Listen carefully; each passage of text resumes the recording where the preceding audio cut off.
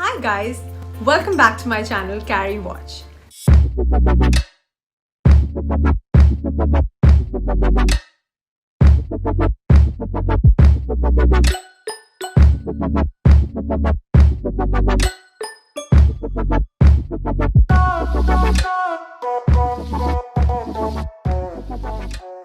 So today's video is about the collaboration of the year.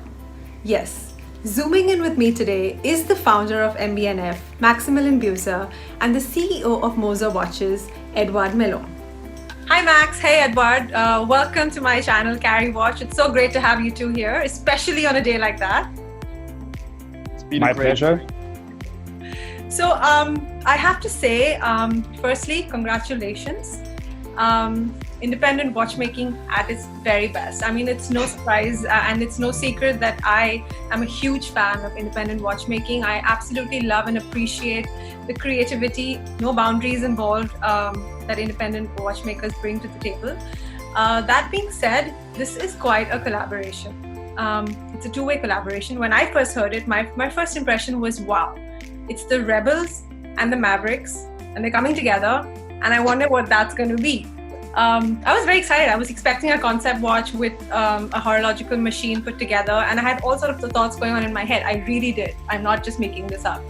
But it was great. Finally, it was another surprise to see two timepieces coming out of this collaboration. And what I also find very interesting is that it's a two-way collaboration.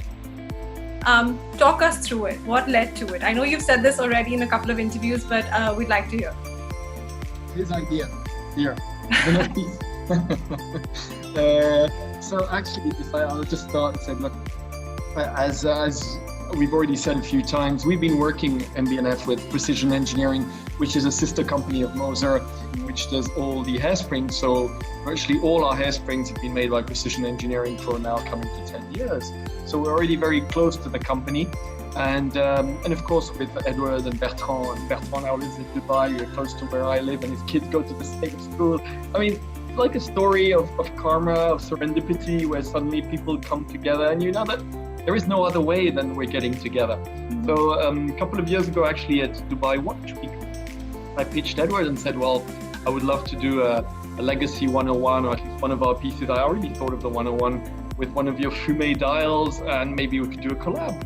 And then he just said, yeah, why not? But when I need you to do something for us, and then I'll let him take it from there. No, you know, we are very opportunistic at Moser. No, I felt I always I had the dream a couple of times, and I tried to collaborate with brands which we appreciate, where we're close to. I mean, we did to be honest, we did one collaboration with Haute-Lance, and we realized if you go with something too crazy, it's very difficult to make something that really works. You need something that there's a good balance between the two brands. So when Max told me that he was interested in our dials, I was like, wow. First, for me it was an honor, because first he's asking, because a lot of people have been using similar dials like ours. We don't own them, we don't have patents, right? We don't trademark them, and they just use it. But Max has the vision of saying, you know, together with the Moser brand, we can be bigger. And I said, well, of course, but I think we can be even bigger if both teams work together and push this project forward. Mm-hmm. And there's no, I mean, for me, it makes even more sense if we have something to propose, to show. And I like this idea, and we were discussing with Max, there's a lot of them in fashion where two parties reinterpret something together. And I think in that case, there's historically Max has been the one bringing his creativity into a project. Therefore, in this case, we could bring both expertise in different fields. Max, has all this design, this crazy three-dimensional expertise. We have our dials, but we also have the hairspring. So how can we mix all that to create something that is unique? If there's only one product, then we both focus on something, and maybe that creates many discussions. In the case of having two different pieces, I think that the interesting aspect of that is that you cross those ideas, but on two canvas, and each one of us own one of the canvas, and And I think that's what I felt was very stimulating from an intellectual standpoint.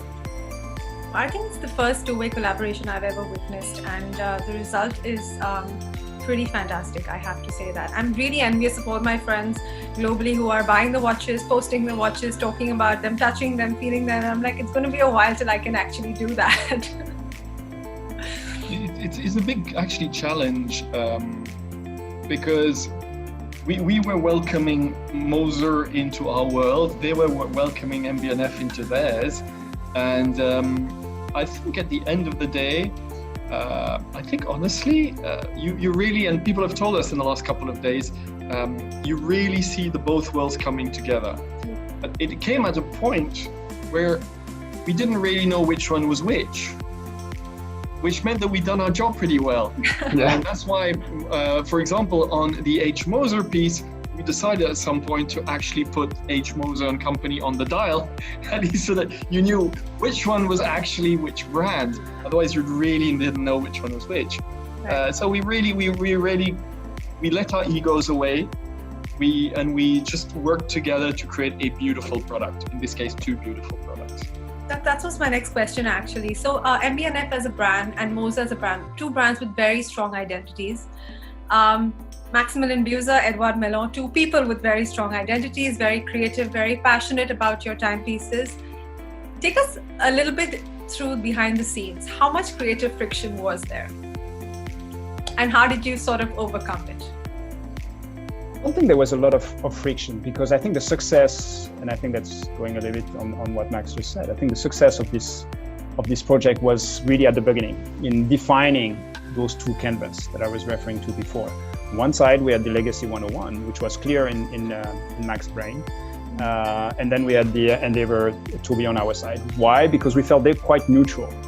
And as Max said, today, those two watches, I could have probably sold the LM101 and he could have sold the Endeavour Tourbillon. Nobody would have asked any question because those watches are both brands. And I think having brands that are not competing with each other, that have been already working together, that are similar in size and very different in terms of features, what was probably, or made the process much easier. And then it's a human element. But I think we started, as Max explained in our live last week, there was Dubai, and then there was one meeting in Geneva for half an hour where he presented to me the flying key. I had heard about it and I heard very positive things, but I'd never seen the product. And he said, no, we could do something with that element in your watches. And I said yes, and then it was it.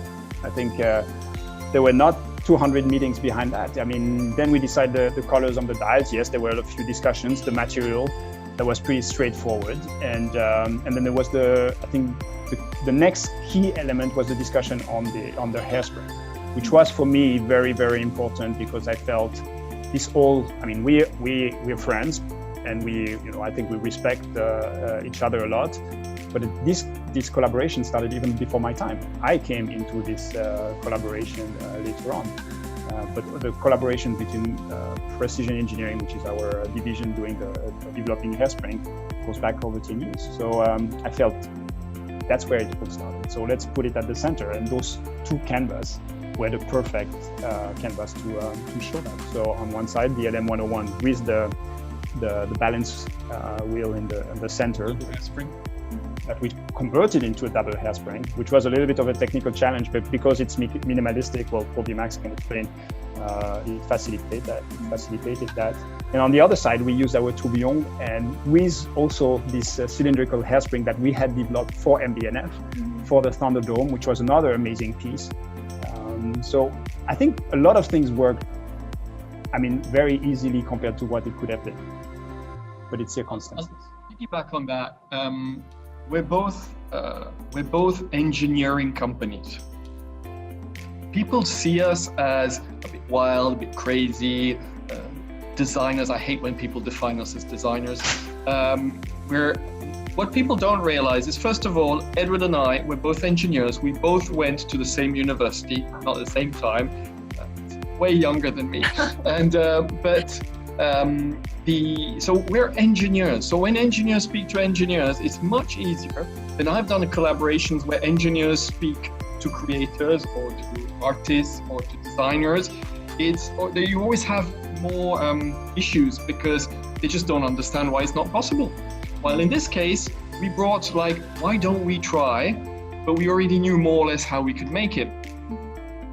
The other thing which was interesting, and I think I know you're looking for some crunchy bits, Karishma, so I'm going to give you a crunchy bit. Is I realized, I learned a lot from Edward, and I'm not saying this in a flattering way, is I am, and actually my team has been telling me that for many years, I am a dreamer in the fact that I will do whatever I want so that it looks as I want. My teams will go, but this is going to cost us a fortune and nobody will realize and whatever. And actually, I saw that Edward has got a way more pragmatic way of seeing creativity. And it also explains that also, and let's not forget what he inherited when he took over Moser and how he cleaned up the company and made it successful. And so I would go, oh, why don't we change that? And he was just looking at me go, no, because that's going to cost a fortune if we do that. And nobody will realize it. Exactly. And nobody will realize it. So that was the only moment where actually I was like, hey, he's way more efficient than I am. And I have to thank him because actually I've applied a few of these things now going forward in the last couple of years with my teams, where now my teams of engineers look at me with a little bit more, they think I'm a little bit less insane than I was before. That's a survival instinct that we had, you know. When we took over Moser, it was bleeding money and we had to be pragmatic. And I hate to say, but when we develop something, you know, usually, I mean, as engineers, you want to create this amazing product with all those crazy features and you want to try to reach perfection and innovate and have patents, etc. In my case, I need to put a price. I need to say, listen guys, we want to be there in the market. That's how much we want to sell it for. That's the price we need to produce this particular watch for. It's not very glamorous. It's not sexy. That's not the marketing you can do. I mean, the marketing comes afterwards. But if you don't do that, then you're going to be out of the market and you can spend years developing something that you're never going to be able to sell at a price where the market accepts. So yeah, we had those discussions, and I think it's also because we're also different size. You know, we produce probably 10 times more watches than MB&F at a completely different price point. And in order to ensure that we can produce at that price point, we need to be pragmatic. We have to fight all the time, and my team is also sometimes coming and say, oh, we could do this and add that. And I'm like that. I also have dreams and I also have things that I would love to do. But I think we learned the hard way that dreams come at a cost. Well, need some compromises. Unfortunately, not always. Sometimes we did our crazy watches. We did our things and where we just didn't think about cost or even what it meant. And but I think in general, we need to be careful. Look, at the end of the day, if you look at their Endeavour tourbillon we've created together, you've got a tourbillon with a cylindrical hairspring, the 45-degree angle conical gear dial. It's automatic, and all that for the price they sell it for. I don't think I'm going to put it out there. I don't think any big brand could get to there, even though they've got way bigger volumes. And that's testament that he basically gives great value to his clients. I think also because we master the hairspring. I think the element of the tourbillon is probably the most complex, and you can spend a lot of money, not just in production, but in development. But by mastering it and doing it, and I mean, that's the way you can really create something that is competitive. Also, we try. I mean, in this project, but in any project, for me, it's also how can we use what we already have and not rethink and redevelop the wheel every single time. So in this particular project with Max, we said, okay, let's not redevelop anything. Let's try to use what we already have. So in your case, you have the LM101 case, you have the LM101 movement. You have, you know, those US on our side, you have the flying T, you have the double hairspring, we already have it. The cylindrical hairspring, we have it. The tourbillon, we have it. So at the end, it's kind of, at the end of the day, we took different elements and mixed them. But I don't think there's anything that we developed. I mean, there was development to be able to integrate those elements, but every single one of them, we already had them. And I think that's what's fun. And maybe, I don't know, for me, the next project could be, what if we were to develop something from zero together. Like develop a movement from scratch together. But that takes much more time and much more money. But then the Canva is different. Okay. Since we are on the topic of hairsprings, I want to talk a little bit about them. On the LM101, for example, I think because of the balance bridge, the double hairspring looks so beautiful on the fume dials, and it's absolutely spectacular. And you're right, you've said it a couple of times as well, Max, it's actually the heartbeat of the watch. For those who do not know it, could you, like, in a simple way, sort of explain the importance of a double hairspring to the precision of a watch? Hairspring, which is an invention from the Moser company in 2009, if I'm not wrong, is a hairspring which goes in both in different ways, but it has to be totally identical. So they're two identical. And I'll let Edouard maybe explain it better, but they craft a minimum of 8 hairsprings to make one, which is a double, because they have to have exactly the identical characteristics. What happens is that a watch, if it's like this, it's pretty easy to regulate. But as soon as you start going like this, in vertical, that's when you have gravity starting to have a big issue on it.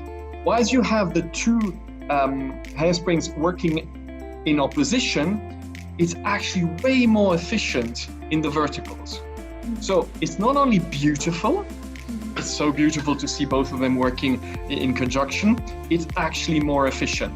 It costs a fortune, it's incredibly difficult, that I'll let Edouard explain, to actually craft, and more importantly, to regulate.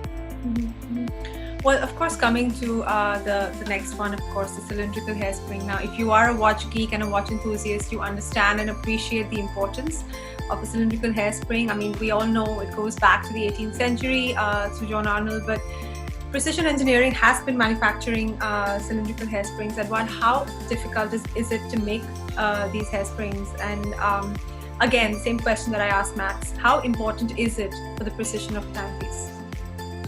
Very difficult. But it's a little bit the same process of the same idea with Apronismus than the double hairspring. As Max said, the double hairspring, a simple hairspring has an axe in the center, and when it unfolds in one direction, it has the tendency to pull it. So if you have it in the vertical, obviously it creates frictions on the axe. And the idea of the double hairspring is really, you have those two, one playing against each other, so it keeps the axe at the center, and it compensates the effects. Of course, you need, as Max said, to have identical hairsprings. Very complex. It's impossible to have exactly identical hairsprings. Just to give you an idea, the size of a hairspring in Max in the LM101 is 25 centimeters. In this, it looks tiny. We can make we have over 400 kilos of the material that we use, and we can make 1,000 hairsprings with 1 gram. This is tiny. We're talking a precision of 0.1 micron in there. And so it's insane. And having two perfectly identical is impossible. But this is as I think this solution of double hairspring is the best out there. It's not as spectacular as a tourbillon, except on an LM101, because you can really appreciate it. And I think that's what, my team was so enthusiastic about this project, because finally, we're super proud of our double hairspring. But many people don't understand it, and nobody can see it because it's at the back, except on some of our tourbillons. But here, it's really at the center, and I can really appreciate the beauty of those two hairsprings playing together. And they're big hairsprings, so you can really appreciate them. That's for the double hairspring. For the cylindrical hairspring, it's complex. It's very complex because, well, nobody does it anymore, so you need to learn how to do it. The whole idea of a cylindrical hairspring is that the way you attach the hairspring, there's a top and a bottom, is concentric. It's both in the center. So you have a very symmetrical breathing of the hairspring, or it's beating very symmetrically. So you don't have this effect of one side pulling on the other. The reason why we haven't been using those for many years is because now all the watches are trying to be as small and thin as possible. And a cylindrical hairspring requires space. The difficulty when you produce is to create or to ensure that between two spheres, you have the same distance always. And also compensating the effect of gravity, because a big hairspring has tendency to, with its own weight, to kind of collapse towards the bottom, and that creates also imprecision. So you need to be not too big, not too small, and you need to ensure that the space between the two spheres is always constant and the same. And that's something we have developed special tooling to do that. We're actually even doing the same now for spheres and conic hairsprings that have other properties, but the difficulty is really to put the spheres one next to each other with the same distance. Oh, that's great to hear, because I don't think people understand the kind of intricacies that actually go into it. So when people do ask you why are the watches so expensive, I mean, this is one of the reasons why. I mean, in a normal hairspring of higher end, when we produce a hairspring, it takes a few seconds. Something. I mean, we're producing by the thousands of hairsprings, and so if you count the time to produce just a raw hairspring, it's a few seconds or a few minutes. Mm-hmm. What is very difficult is to create the final curve and the Breguet curve, for example, or Phillips curve. It takes about 30 minutes for just one lady to create, or man. In our case, we have two ladies doing that. To do this three-dimensional curve, and in the case of a cylindrical one, you have two. So the complexity of creating cylindrical hairsprings is tremendous. Wow, sounds complicated. Max, come and see it. I will, as soon as I can. I promise you, as soon as I can leave this country, I'm on an airplane for sure. Max, you've often said that you want to create a legacy machine that does not display the hours and the minutes, or basically any display of time. Is this as close as it gets to it, or can we expect another surprise? Well, this is for the moment as close as I've gotten. It's true that one of my dreams is to have a legacy machine with only the flying balance wheel, which is that's the star. And for me, actually, the hours and minutes and power reserve detract from the star.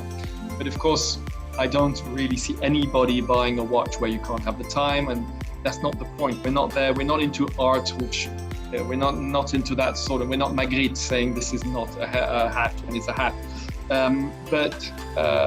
Yes, we've got other ideas, and I think also what's happened is that the Legacy 101, which used to be the little sister or little brother of the whole range, and which was very little considered up till recently, has become suddenly the superstar in the last 12 months. Which also explains, clearly there must be some sort of shift in the market, because we don't really look at the market, where people are asking for LM101s all the time, and this was way before actually we did our Moser collaboration. So I would love to do something there. It'd have to remain thin, small, in our perspective of what thin and small is, well, look, it's given us the opportunity to open up new projects, or all projects that we had in the drawer that we were not taking out because we thought, well, nobody ever wants this. So we are masochist, but not that masochist, and so maybe we'll take it to the next step. Look forward to that again, as usual. Coming to the Endeavour Cylindrical Tourbillon, Edouard, there are a lot of things that I've noticed about this watch. Of course, there is the cylindrical hairspring, which is most spoken about, but there is, of course, the configuration of the dial, where now you have the escapement at 12 o'clock. You have the angled dial, the display of time, like the flying T. But what I found really interesting, and I know you've been asked this again a lot of times, is the crown at 9 o'clock. It's a little unusual, one. Two, my other question is, how comfortable is it to wear on the right hand? Because I wear all my watches on my right wrist. So is it comfortable to wear on the right hand? And what was the reason behind having the crown at 9? Pragmatism, as usual. No, I mean, to answer about the, it's very comfortable, because if you wear it on the right hand, it's just like a normal tourbillon from Moser. We usually wear it on the left side, and you have the crown, but it's a small crown, so it doesn't disturb. So if you have it on the right side, then you will have the crown, but it doesn't bother you. It's a 42 millimeter case, so it's not massive. Yes, there's the curved sapphire, but it's very comfortable to wear. I think everybody was surprised when they see this huge curve, how comfortable it is. Because of the curve, you can still feel it going under the shirt, and it's not a problem. The reason why the crown is on the left is simple. We have a tourbillon, which is normal tourbillon that we sell in our, well, it's normal. It's our tourbillon double hairspring that we developed and sell in Endeavour and in Pioneer. And if you know that model, we have our minutes in the center and we have the tourbillon at 6 o'clock. Mm-hmm. Max came and said, you know, I want to work on the flying T on your integrate it on your watches. First idea was to do simple center second. But as I said, for me, it was important to put the hairspring at the center. So we said, let's do something more on the higher side in the tourbillon segment, which could have been a risk. I mean, we sell quite a lot of tourbillon because our price point is quite good. But I remember that we had the first discussion with Max, and he was like, "Are you sure you want to do a tourbillon? Because you know it's quite up there in terms of price." But again, for me, from a communication standpoint, to be able to express what we do and how we master the hairspring and be able to finally use this cylindrical hairspring was very important to me. So the simplest way, in order not to, as I said, not to redevelop something from scratch, was to use the original tourbillon movement. But keep in mind that our tourbillon movement is a modular tourbillon. So we removed the module, which is a double hairspring tourbillon module. We had to adapt the strength of the main spring. But then we replaced that module, double hairspring tourbillon, with the cylindrical tourbillon. But because we have this 40-degree sub-dial, transparent sub-dial, which was a long discussion as well with Max about whether it was transparent or not, well, we couldn't have the tourbillon at the front because the dial would be facing the outside and not the owner. So it doesn't make any sense. We still want to read the time, even if it's not the main purpose of those beautiful watches. But the only way to do that was to turn around 180 degrees. So some people said, the crown is the wrong way. The crown is not the wrong way. The crown is the way it is. And at the end of the day, I think I know a lot of people who were on the left, a lot of people who were on the right. We just used to certain codes. It doesn't mean you cannot change them. So for me, it never really crossed my mind that would be a problem. And really, I don't know how many questions about that. But I would say the mass majority are just saying, well, that's cool. Okay. Coming to the pricing of the watches, it's a lot of it's a question I got a lot. I know at Moser your watches start at approximately 11,000 Swiss francs, if I'm not 13 now. 13,000. The Endeavour Cylindrical is approximately 79,000 Swiss francs. Yep. Max, your watches are relatively a little more expensive. Yeah, a little more. And of course, the LM101 Moser watch is approximately 53,000 Swiss francs. My question to you here is, especially considering the circumstances we are in right now, do you plan to sort of produce an entry-level price point watch for aspiring MB&F enthusiasts? Because there are a lot of them out there, and I'm one of them, just saying. Thank you. Let's put it this way. We don't really know how to create watches, even at 50,000 francs price points. We're hemorrhaging cash on those pieces because of the way we engineer and handcraft and hand finish and hand engrave and craft very few pieces each time. So I mean, to amortize a piece like ours, it should be like 7-8 years, but we usually stop the product after 4. So it's an exercise in what not to do as an entrepreneur. What I would like to do is actually to come out with a product which is at 3,000 francs. But then it will be an industrial product and it won't be an MB&F.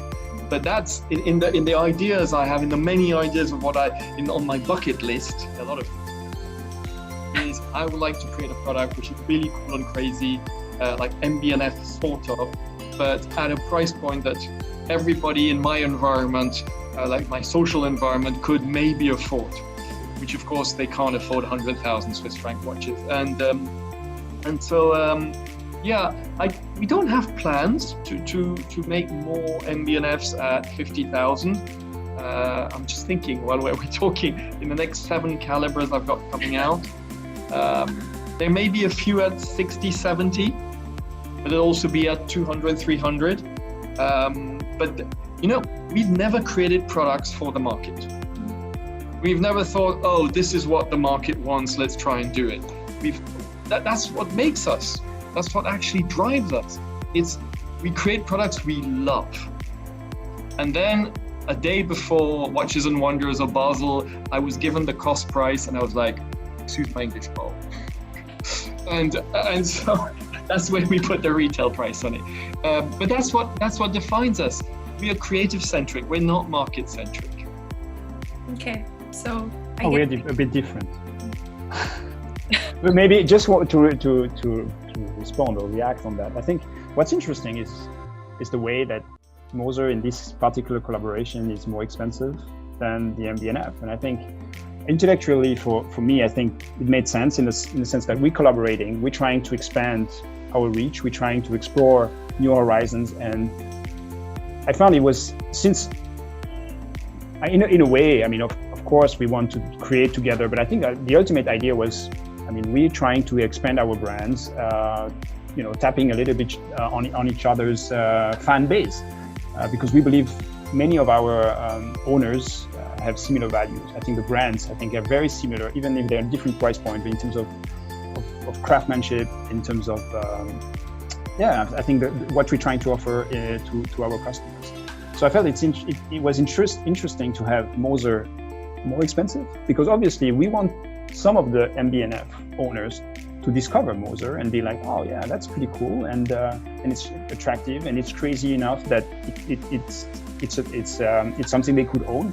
And I guess from an MB&F standpoint, yeah, our average price is probably 35,000, but it's still interesting to offer something that is crazy, that is very MB&F.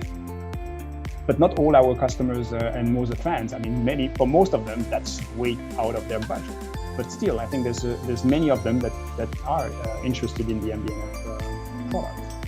And I found it very close to Edouard, because when we came up with the idea of the dial that way, and he decided to go on the tourbillon, and of course we're talking of a much higher price point than the average price point, and we're talking of 75 pieces, which for both of us is a lot of pieces. And what's happened over the last 4 days has been mind-boggling, meaning virtually everything is sold out.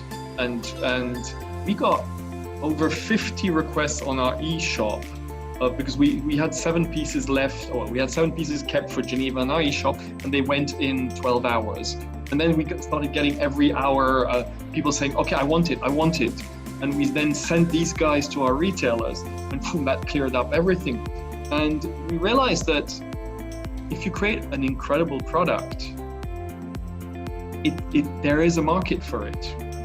So instead of thinking, what is the market? Because honestly, I think Edward had to let go on, is there a market for a watch which has got a big dome and a dial like this, where you can probably not read the time that well, and a cylindrical hairspring, and just do a product which we're super proud of. And he went through it, and boom. Well, we sold a watch in cheese, we sold watches without hands, so we... Yeah, you've got a little... not in the same volumes though. But yeah, but we felt there was a market for it. But again, there's always risk. We didn't know. I mean, you and I were super enthusiastic about the product, our teams. But we don't know how people are going to react. And everybody's like, are you sure you want to launch it now when it's so depressing, and it's a difficult market, doors are closed? But I think there's never a perfect timing, and at the same time, it's also our responsibility to bring something fresh, new, surprising, bring some smiles. I mean, there's been so much passion involved in those developments that at some point you need to release them. Well, you definitely brought a lot of smiles. I think this is one of the most awaited and most exciting collaboration, and I speak for myself, obviously. Beautiful timepieces that have come out of this collaboration, absolutely. And 2 of my favorite brands, so yes, I am a little biased as well. That being said, Max, what's your dream collaboration besides collaborating with a Japanese brand? Look, what's interesting in a collaboration is there are many things. The first is creating a product that we would never have done all alone. That's why I've been doing these pieces for so many years. They're the pieces I create for ourselves. They've been 11 horological machines and 7 legacy machines. These are my babies, they're my ideas. And then there's the collaborations where we work together to modify them or to create something, and that's interesting. The second thing which is interesting for collaboration is learning, like everything in life. The more you learn, the more you grow. So that means working with also people who've got different ways of seeing the world, who don't think the same way as you. It's pointless to collaborate with your twin. There's no point in that. And there are human stories. So I've been over the last couple of months with all my IG lives been telling everybody, please can you write to François Paul Journe, tell him that it would be cool 20 years later after Opus One to do something together. It is half of a joke, but it's not. It's because we opened something together 20 years ago with Opus One, and it would be amazing to celebrate that moment. So it's also something I rarely look back, but that's something I would like to do.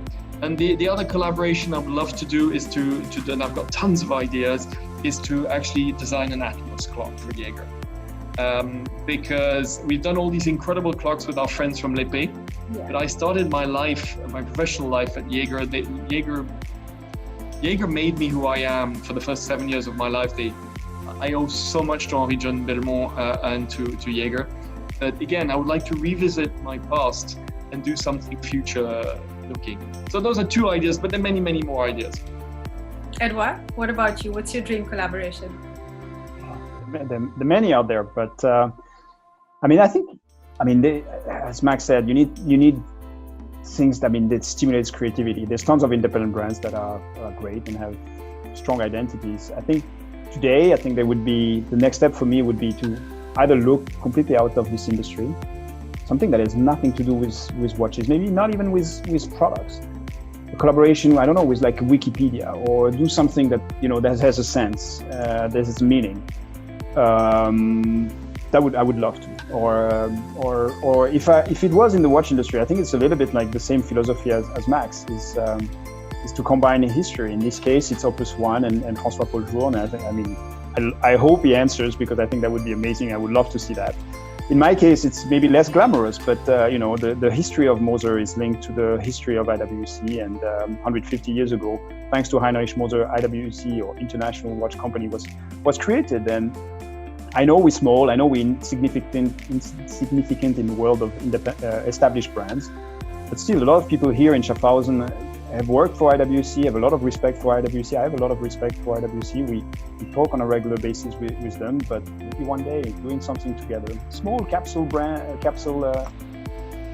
collection could be fun. And I think for them as much as for us. Always people think we would benefit, of course, from the aura of IWC, but I think they would benefit from our sex appeal as well. So I don't know, throwing it out there. I think all these collaborations, awesome. Honestly, would be awesome. Yeah, and all these Schaffhausen brothers. Very exciting. Exactly. Very, very exciting. Another topic I want to touch on is the pre-owned market. I know globally it is quite predominantly accessible, but also now in India, I see a change in the mindset. I see people a lot more receptive to buying pre-owned watches, just considering the mindset that there is in India.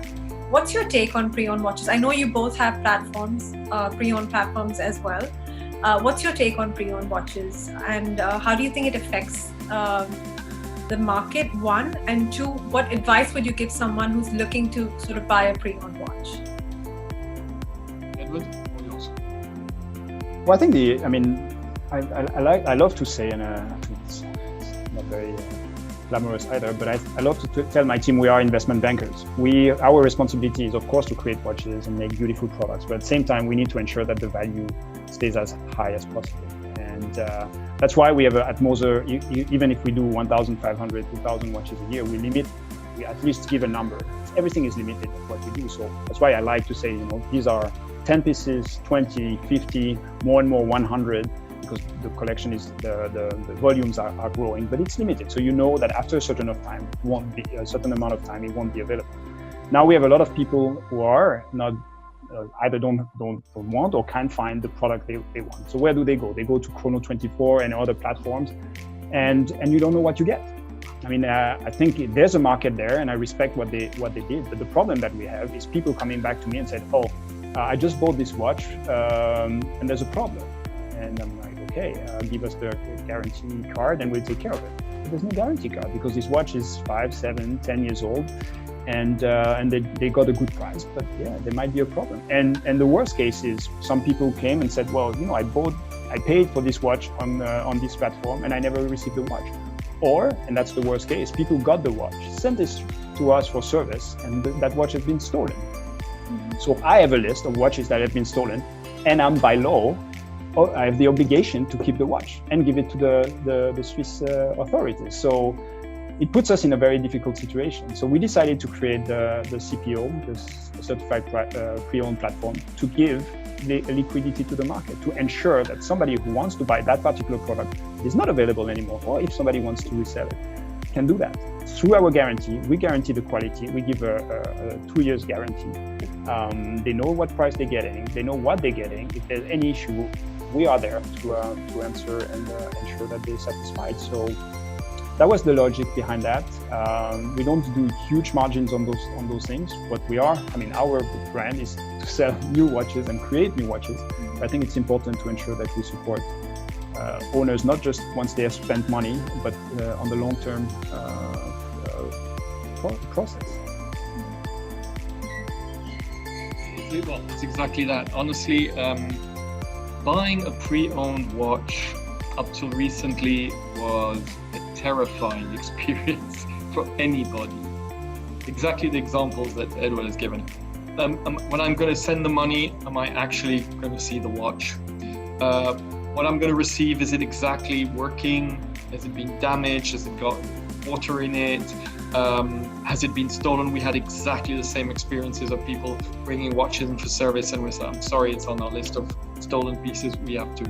I'm always amazed how people who buy a pre-owned watch, the first thing I would do was write to the brand and say, "Excuse me, is this serial number kosher? Has it been stolen or what?" And so you've got so many dangers in that industry, and so that's why we did exactly the same thing. We created this certified pre-owned program where they're completely refurbished, completely serviced. You're buying from the brand, you've got a brand warranty, and it's been incredible. It's been incredible.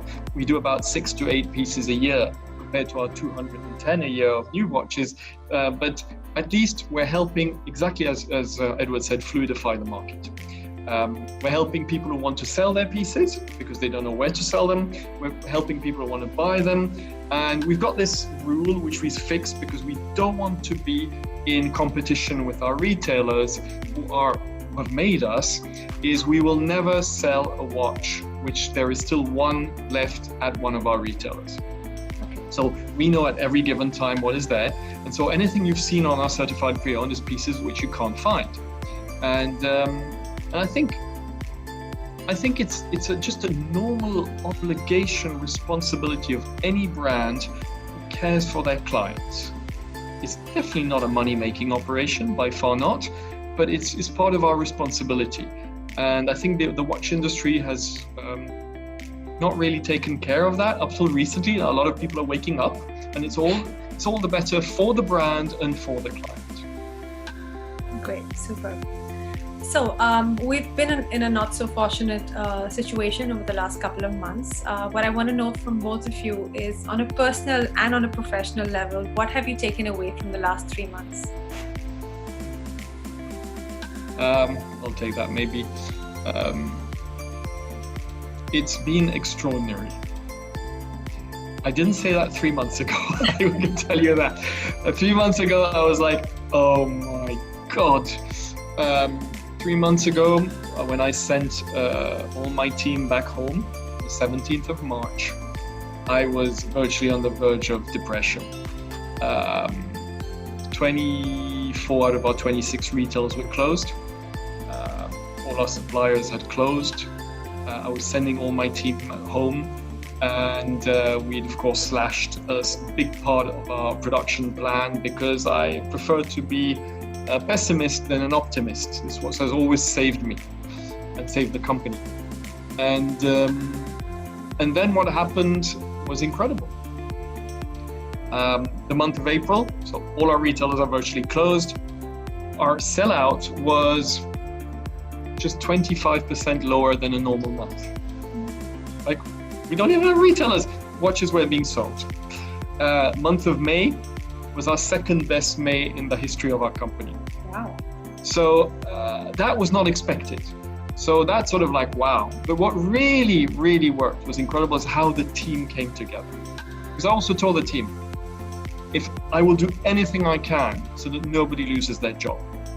That is my pledge to you guys. Because when we get out of this, you're the team, you're my team. And so I was like, but I'll need your help. And your help means I need more ideas. And suddenly, everybody came with ideas. The craziest, the lamest, anything you want, ideas started rolling in.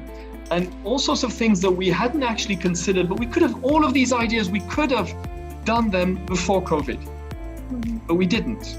We didn't because maybe we didn't have them, but because we were too complacent, we were too lazy, we didn't want to take the risks. And suddenly we're like, you know what? Let's do this. And I had an adrenaline high for the next 2 months, not only because of the results, but because of what was happening in the team. On a personal level, of course, staying at home for 3 months, I'm sure it's the same thing for Edouard. He's got 4 children, I've got 2 children. We're on the road all the time. And it was really amazing to be able to, for 3 months, to be at home with the family.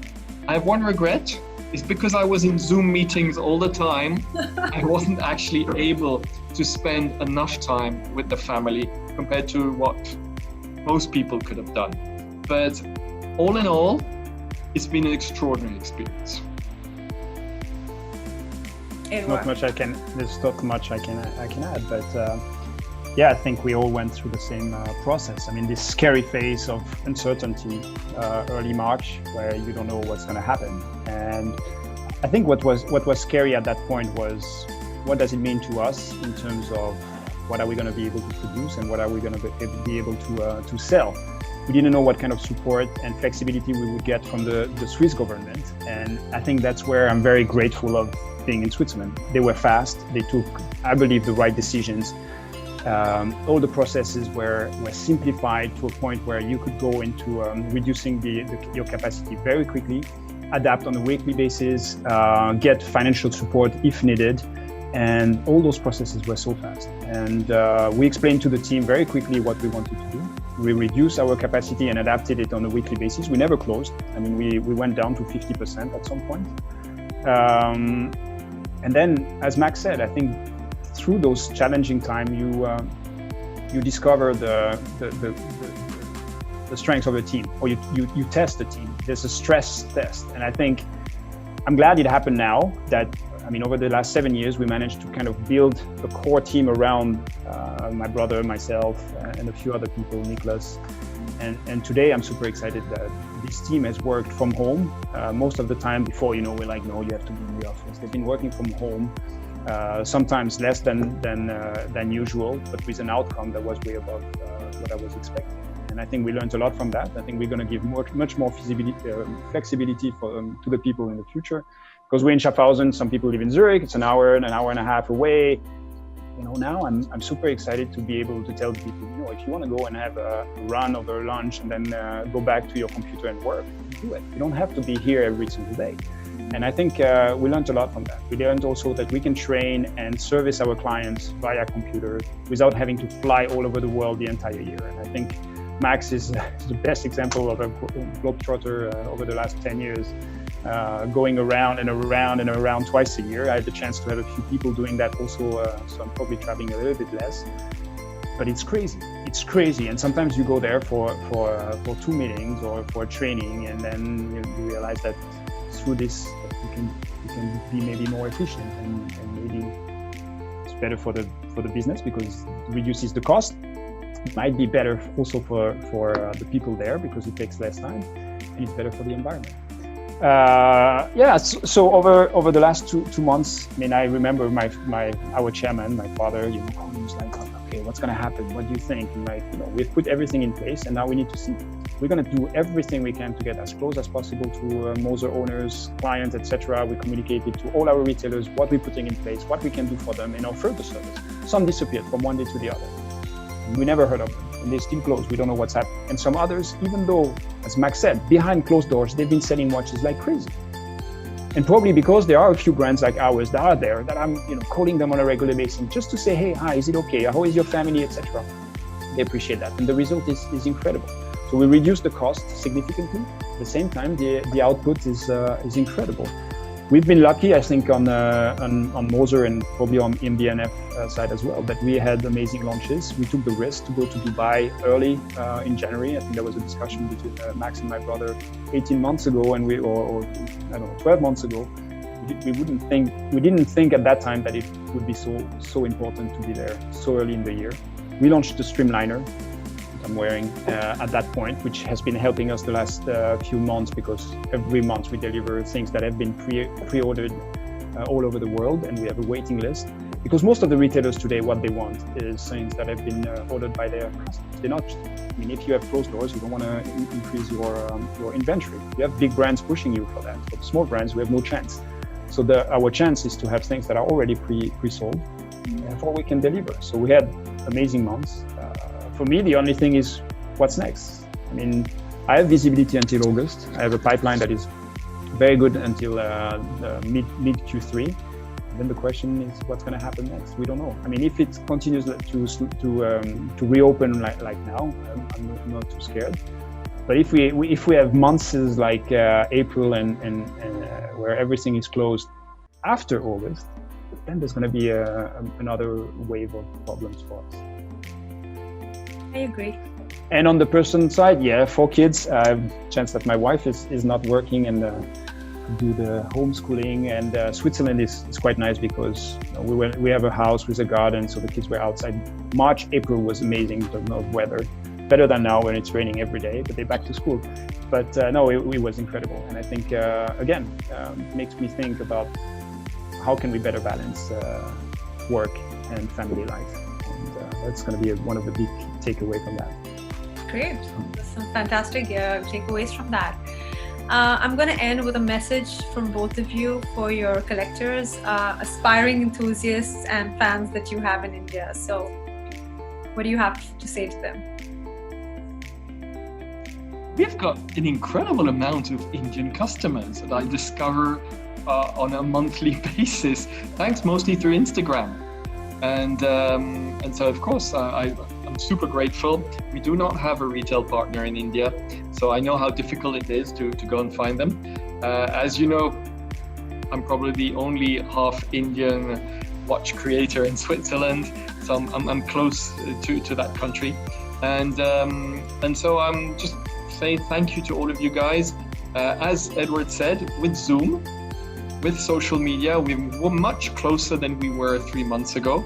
We've realized that we don't need to go and travel.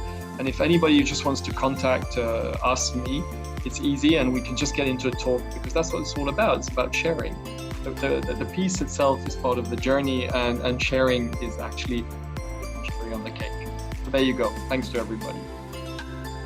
I think the first step is like that, but we will never replace that moment where you present a watch to somebody and you see the eyes sparkling and you discussing the details, etc. And I think we can start with Zoom, but eventually we have to see the people. And I had the chance to go. I mean, we opened our partnership with Ethos 18 months ago, and I think they have been essential also for us to develop this community of very knowledgeable people, connoisseurs. They are experts. They have a great team, and I had the chance to go two times to India, and every time it was amazing for me to discover and meet people there and realize how much knowledge there is. I remember a time when we were talking about experts being in Singapore and a few in the US. You had the purists, etc. But now it's becoming global, and I don't have much experience in India, but I can tell you I've met amazing people who have so much knowledge, and I'm sure there's a huge market for MB&F there as well. So again, we locked down, but as soon as we can, we will be back. I was supposed to be in March in India. Fell down, but we'll be hopefully before the end of the year again. Well, as much as I've enjoyed all the Instagram lives and all the Zoom chats I've had, there's no taking away from the fact that I absolutely miss the energy and the vibe of, for example, the trade fairs where we used to see each other. I definitely prefer Max and Edouard talking to me about their timepiece rather than reading about it in a press release and seeing the pictures on social media. So yes, that being said, I definitely miss traveling and sort of meeting people on a personal front. And I hope we can go back to that phase sooner than later. So thank you so much, Max, Edouard. As always, it's so much fun talking to both of you, and stay safe, and hopefully we'll get to see each other soon. And once again, congratulations. Thank you so much, Karishma. Thank you very much. All right. Thank you. Bye. Take care. See you very soon. Bye, Edward. Bye. Bye-bye. Bye, Max. Take care. If you like this video, do subscribe to my channel and hit the bell icon so you don't miss out on all those cool updates. And if you want me to review any watches, do let me know.